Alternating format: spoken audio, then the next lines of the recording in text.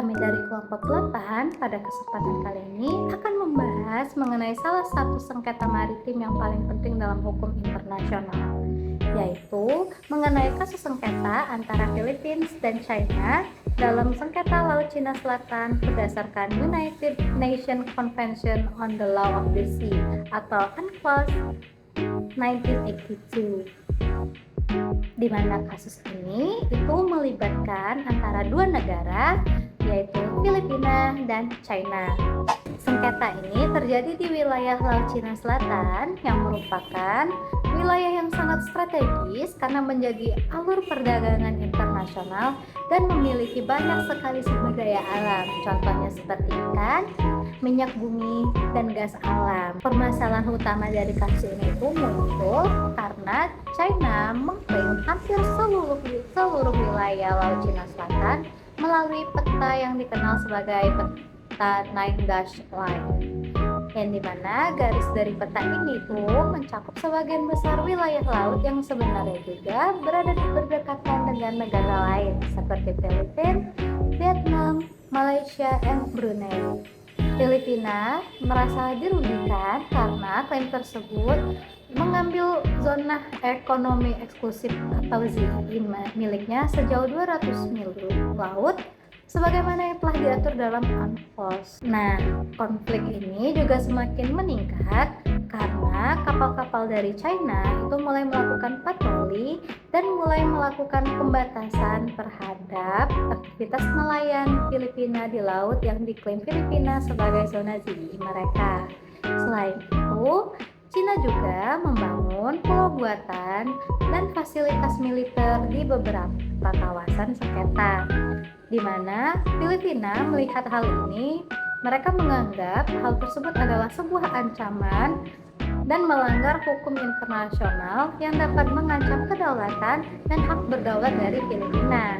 Hingga akhirnya pada tahun 2013, Filipina akhirnya membawa kasus ini ke forum arbitrase aneks ke-7 UNCLOS, yang dimana Filipina pada kasus sengketa ini menyatakan bahwa mereka tidak meminta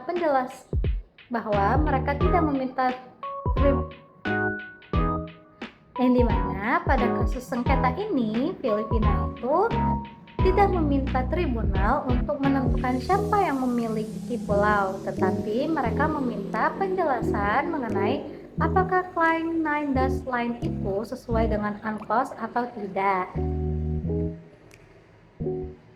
Kasus ini itu menjadi sangat penting karena tidak hanya soal perebutan wilayah laut, tetapi juga menyangkut kepatuhan negara terhadap hukum internasional. Sengketa ini menunjukkan bagaimana hukum laut internasional diuji ketika berhadapan dengan kepentingan politik, ekonomi, dan keamanan dari negara besar.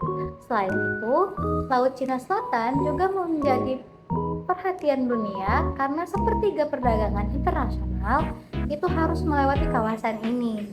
Oleh karena itu, konflik di wilayah tersebut tidak hanya berdampak bagi Filipina dan China saja, tetapi juga mengancam stabilitas dan keamanan kawasan Indo-Pasifik serta mengancam kestabilan ekonomi global mereka. Analisis teknologi. Untuk memahami kasus ini lebih dalam, kita perlu melihat kronologi dan proses hukumnya. Sebenarnya sengketa Laut Cina Selatan sudah berlangsung cukup lama, tetapi ketegangan meningkat pada tahun 2010 ketika Cina semakin aktif menunjukkan kontrol di kawasan tersebut. Salah satu peristiwa penting terjadi pada tahun 2012 di Scarborough Shoal, wilayah yang diklaim oleh Filipina dan China. Ketika itu terjadi konferensi antara kapal Filipina dan kapal China yang menyebabkan hubungan kedua negara semakin memburuk. Karena negosiasi bilateral tidak menghasilkan solusi, Filipina memutuskan menggunakan mekanisme hukum internasional melalui UNCLOS.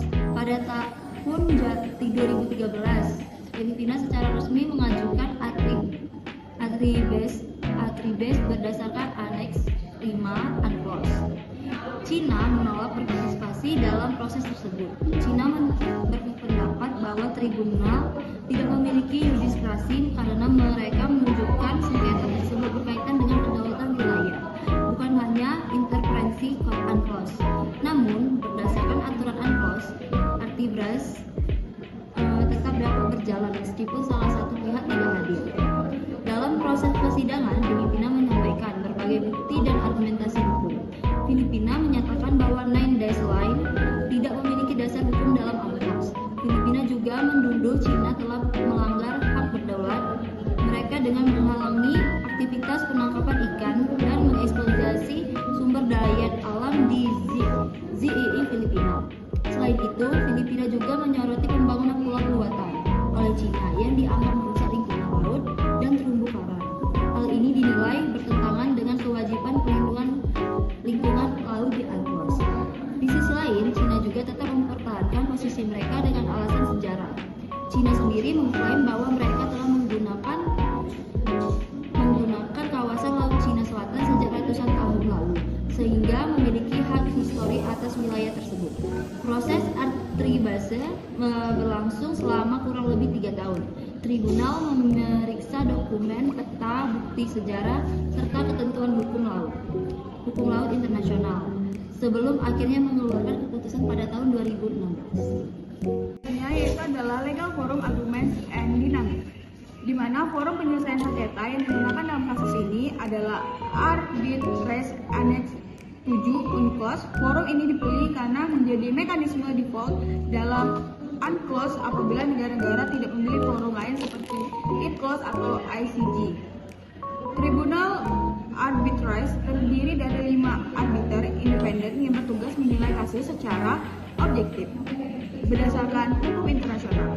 Meskipun Cina tidak hadir dalam sidang, tribunal tetap memiliki kewenangan untuk melanjutkan proses dan memberikan keputusan. Pada tanggal 12 Juli 2016, tribunal akhirnya mengeluarkan keputusan final. Tribunal menyatakan bahwa klaim Nine Days Line China tidak memiliki dasar hukum menurut UNCLOS. Tribunal juga menyatakan bahwa sebenarnya beberapa wilayah di klaim China sebenarnya tidak memenuhi syarat sebagai pulau yang dapat menghasilkan zona ekonomi eksklusif. Selain itu, tribunal menyatakan bahwa China telah melanggar hak berdaulatan Filipina dengan mengganggu aktivitas nelayan dan eksplorasi sumber daya di wilayah ZEE Filipina. China juga dianggap menyebabkan kerusakan lingkungan laut akibat pembangunan pulau buatan dan aktivitas reklamasi. Walaupun putusan tersebut bersifat ringan dan mengikat, tantangan terbesar muncul pada tahap implementasi. China menolak mengakui hasil arbitrase dan tetap mempertahankan aktivitasnya di Laut China Selatan. Hal ini menunjukkan bahwa hukum internasional memiliki keterbatasan dalam penegakan apabila negara besar tidak tersedia mematuhi keputusan hukum. Kasus ini juga memiliki dinamika politik yang sangat kompleks.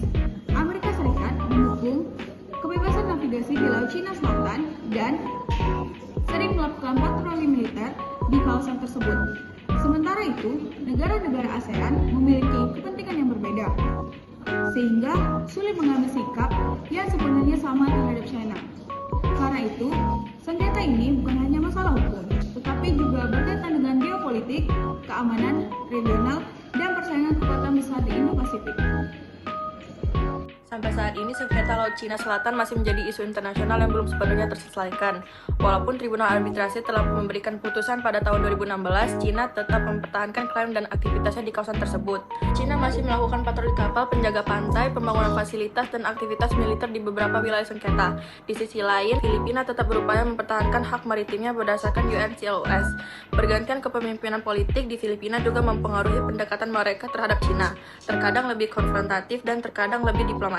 Utama dari sengketa ini adalah lemahnya mekanisme dalam penegakan hukum internasional. Tidak ada lembaga internasional yang benar-benar dapat memaksa negara besar untuk mematuhi putusan arbitrase.